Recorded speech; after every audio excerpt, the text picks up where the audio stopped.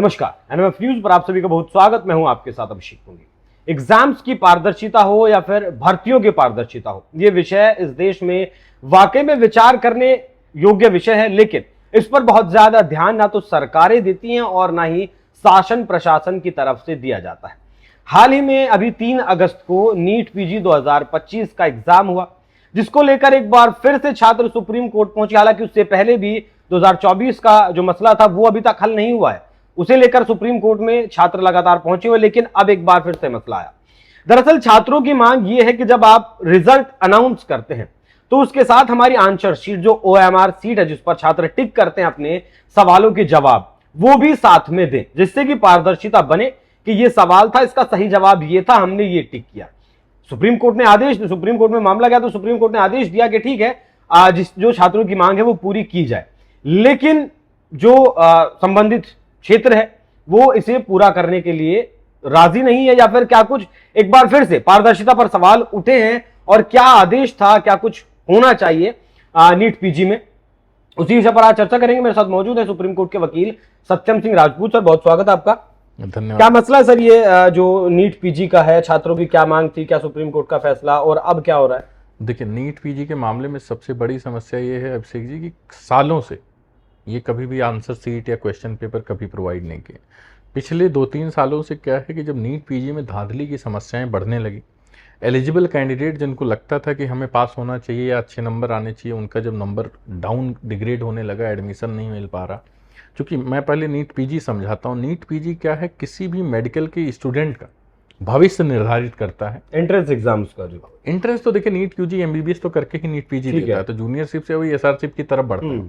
ठीक है, क्योंकि अब नीट पीजी के बाद जो है वो डिसाइड करेगा कि वो कौन से ब्रांच में जाएगा।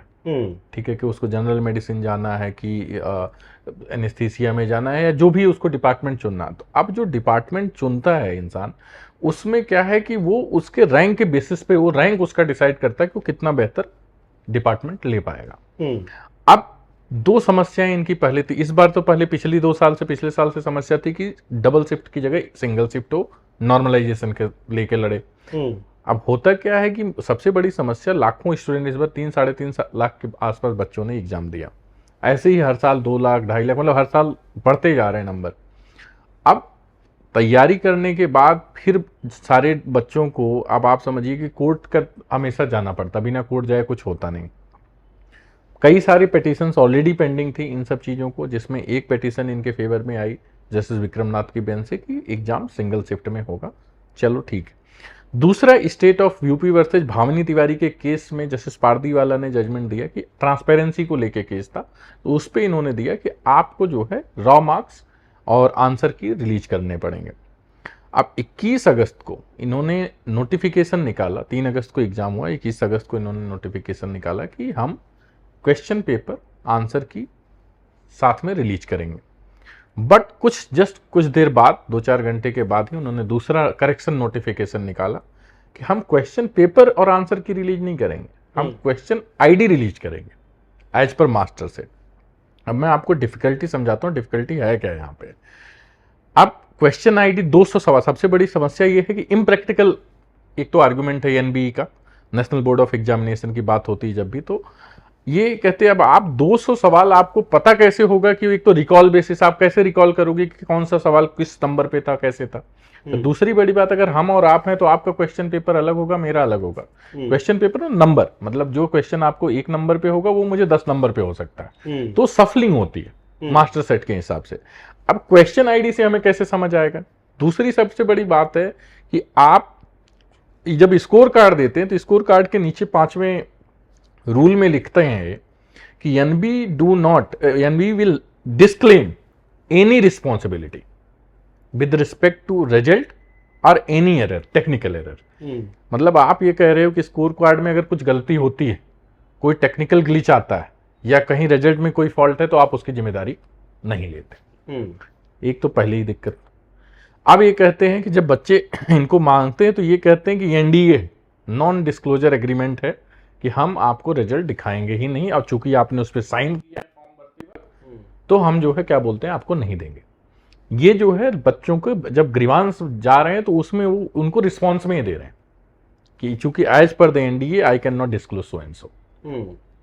अब समस्या है कि नीट पीजी एक ऐसा एग्जाम है जो पूरे देश का हेल्थ केयर डिसाइड करता है। बिल्कुल।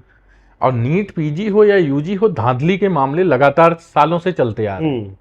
तो अगर आप उस पूरे सिस्टम को ट्रांसपेरेंट करोगे ही नहीं तो किसको कैसे पता चलेगा? बहुत सारी समस्याएं बच्चों के ये हैं कि मैं आपको बताऊं, स्टूडेंट्स का कहना है ये है कि हमने, अब एक स्टूडेंट है हमारे पास, मुझे याद है उसका, उनका ये क्लेम है कि हमने लास्ट के 15 सवाल किए ही नहीं, बट उसका जो स्कोर कार्ड आया, जो उसका जो रिस्पॉन्स शीट आई है, अब उसमें दिखा है कि उस 15 क्वेश्चंस को अटेम्प्टेड किया गया और रॉन्ग, गलत किया गया।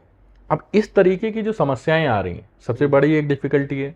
दूसरी सबसे बड़ी डिफिकल्टी, आप ये कहते हैं कि जी हमारे पास लिमिटेड सेट ऑफ क्वेश्चंस है। बच्चों के 19 सब्जेक्ट होते हैं। नीट पीजी का जो एग्जाम का सिलेबस है 19 सब्जेक्ट से बनता है, और 19 सब्जेक्ट्स बहुत वाइड है, आप कहीं से भी बनाओ। अगर आप कहते हो कि जी आपके पास लिमिटेड सेट ऑफ क्वेश्चन, इसका मतलब कि आप मेहनत ही नहीं करना चाहते फिर, और जरूरी, और ये कहते हैं कि हम जो सवाल बना दिए वही सही है। ऐसा ये अपने को मानते ही नहीं कि इनसे एरर, किसी भी तरीके की एरर पॉसिबिलिटी है। जबकि चाहे आप किसी भी तरीके का एग्जाम देख लो, चाहे जुडिशरी ले लो, यूपीएससी ले लो, कई बार ऐसा होता है कि कोई एक सवाल गलत पाया जाता है, सही पाया जाता है। बच्चे उस सवाल को लेकर के कोर्ट पहुंचते हैं कि जी ये सवाल गलत है, इसको या तो नंबर हटाया जाए, उस हिसाब से किया। यहाँ पे तो हमारे पास समझ ही नहीं। हमारा तो ये है कि यहाँ एनबीई ने जो कर दिया सब वही ठीक है। एनबीई कहती कि जी हमने जो किया है उस पर कोई सवाल कर ही नहीं सकता। तो अब इस पूरे सिस्टमैटिक जो प्रॉब्लम है ना, उस प्रॉब्लम से हमें लगता है लाखों बच्चों प्रभावित होते हैं। अब इसमें आप कई बार क्या है, एक मेहनती बच्चा भी जो मान लीजिए एग्जाम दे रहा है, उसका अब रिजल्ट कम आ गया, स्कोर कम आ गया, तो अब वो भविष्य भगवान भरोसे है, फिर वो अगली साल पूरा साल भर का प्रोसेस 365 दिन तैयारी करे, फिर एग्जाम दे। और क्या तरीका है कि 365 दिन बाद उतने मेहनत के बाद उसके साथ वही हो। तो ये जब प्रक्रिया पूरी, जब तक अगर ट्रांसपेरेंट नहीं होगी, तब तक बच्चों को इस तरीके का सामना करना पड़ेगा। बच्चे मजबूर हैं कोर्ट जाने के लिए, और कोई भी स्टूडेंट नहीं चाहता कि वो पहले साल भर एग्जाम दे और फिर जा करके जो है कोर्ट जाए।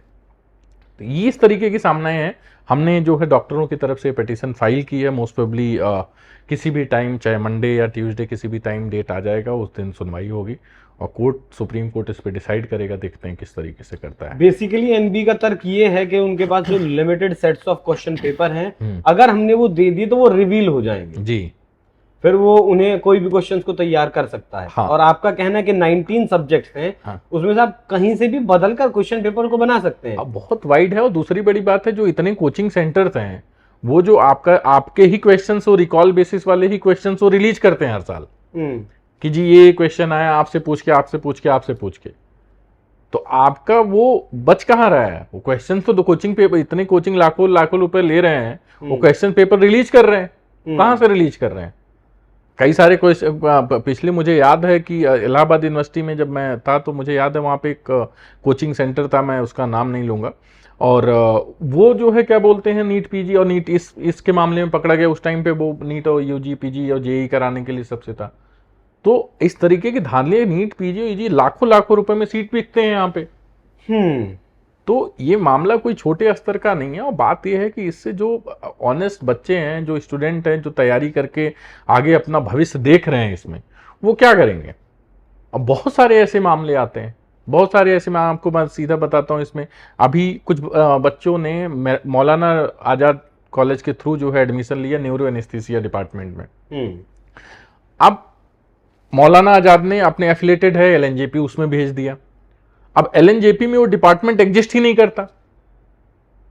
अब एलएनजेपी में एग्जिस्ट नहीं करता, मौलाना आजाद कहती जी हमारे पास क्यों, तुम एडमिशन क्यों ले लिए? आप एक तरफ एडमिशन दे रहे हो। तो मैं वही तो बता रहा हूँ कि ये जो पूरा हेल्थ केयर सिस्टम का जो बेसिक फाउंडेशन है, अब एजुकेशन तो फाउंडेशन है ना, यही तो कल को ट्रीट करते हैं।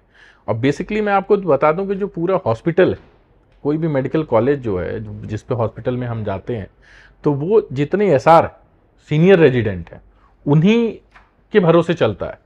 और उसके बाद दूसरी नींव आती है जेआर। तो एसआर और जेआर ही बेसिकली चलाते हैं मेडिकल। अब उनका इस तरीके का एडमिशन डिले होता है। अब इस तरीके की प्रोसेस से काउंसलिंग डिले होगी, अगर कुछ भी इधर उधर आता है, काउंसलिंग डिले होगी तो बच्चों का एडमिशन की प्रॉब्लम होगी।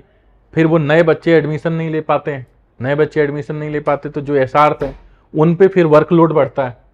फिर वहाँ उनकी समस्या आ जाती है, वर्किंग आवर की समस्या आ जाती है।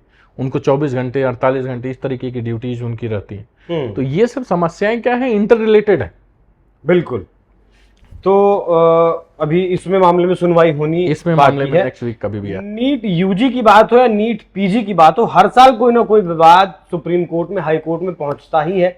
तो एनबी को कहीं ना कहीं इस बात पर गौर करना होगा, ध्यान देना होगा कि जो बच्चे तैयारी करते हैं, साल भर पढ़ते हैं, कम से कम उन्हें पारदर्शिता का अधिकार तो है ही। और बच्चा पढ़ाई लिखाई में ध्यान देगा या फिर कोर्ट कचहरी के चक्कर काटेगा, वकीलों के चक्कर काटेगा, उस चीज से भी बच्चों को कहीं ना कहीं मुक्त करने की कोशिश होनी चाहिए। सरकारों को भी इस विषय पर ध्यान देने की जरूरत है। बाकी सत्यम जी, आप स्टूडियो आए, बहुत धन्यवाद आपका।